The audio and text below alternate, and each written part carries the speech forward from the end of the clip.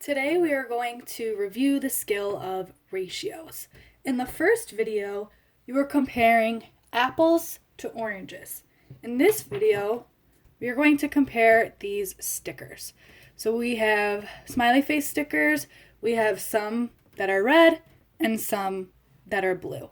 So say our first question asks, what is the ratio of red smileys to blue smileys? Well, first we're going to count the number of red. Whatever comes first is the number that needs to come first in your answer. So since red comes first here, we need to count red first. There are 1, 2, 3 red smileys. And remember, the 2 dots are what we use when we are writing a ratio. The dots mean 2. So 3 red, 2, now we're going to count the blue, 1, 2, 3, 4. 4 blue. So the ratio of red to blue is 3 to 4 because there's 3 red and 4 blue. Now, what if the question asked, what is the ratio of blue to red? This is not going to be the same. It's going to be different because this time blue comes first. So this time we need to count blue first. There are 4 blue to 3 red. So the ratio of blue to red is 4 to 3. Keep this in mind. These two, even though it's the same colors, because they're in different orders, our answers are going to be different. Now, you might see another question that asks, what is the ratio of red smileys to all smileys? So what you're going to do is you're going to first start by counting the red. We know that we have 1, 2, 3 red to all the smileys. So now we're going to count all the smileys all together. There are 1, 2, 3, 4, 5, 6, 7. Now, why don't you go ahead and see if you can figure out what the ratio is of blue smileys to all smileys. Let's check your work. Well, for blue, we can count that there are 1, 2, 3, 4 blue. And all together, we know that there are 7. So the ratio of blue to all would be 4 to 7. Now let's look at one more concept before you begin your exit ticket today. In the first video, we very briefly reviewed how to find equivalent ratios. So you might have a question that says, we know that we have 3 red and 4 blue here.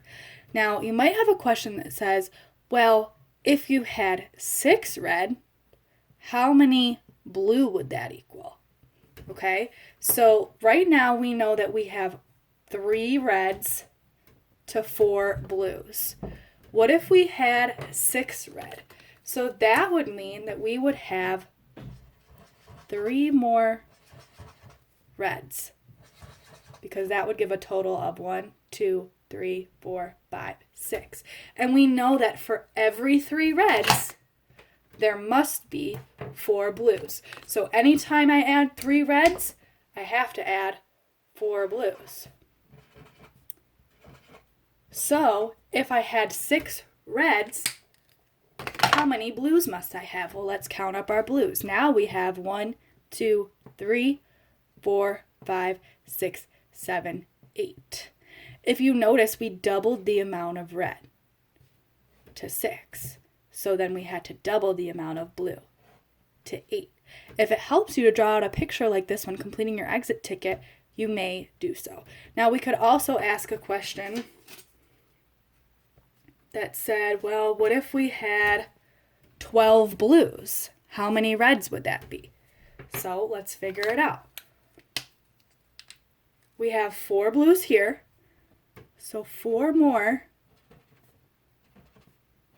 would be 8, and then 4 more on top of that.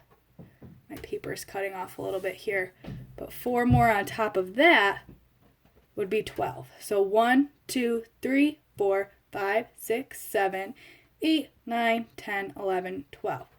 Now, we know, I know this is a little scrunchy, I apologize, But we know that for every 4 blues, there has to be 3 reds. So every time I write 4 blues, I have to write 3 reds.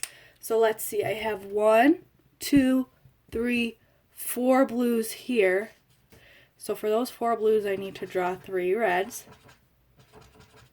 And then I have 4 more blues here, so I have to draw 3 more reds here. It's kind of like a package deal. It comes together.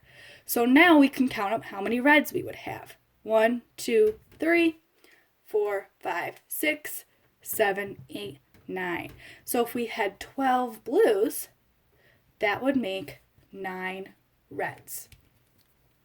That's it for your review videos today. Go ahead and give your exit ticket a try. On your exit ticket, you're going to be comparing star beads to moon beads. Let us know how you feel about today's lesson, and let us know if you have any questions.